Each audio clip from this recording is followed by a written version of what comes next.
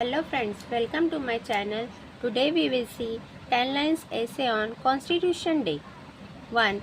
Constitution Day is celebrated in India on 26 November every year. 2. It is also called Samvidhan Divas. 3. On this day in 1949, the Indian Constitution was adopted. 4. The Constitution is the highest law of our country. 5th, Dr. B.R. Ambedkar is known as the father of the Indian Constitution. 6.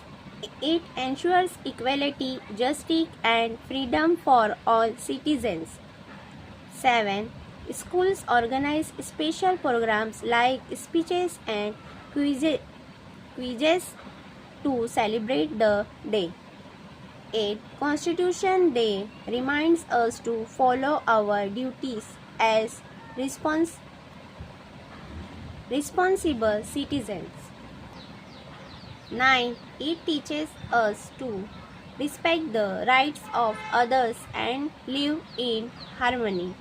10. This day makes us proud of our country's democratic values. Thank you for watching my video. Like, share and subscribe my channel. Thank you.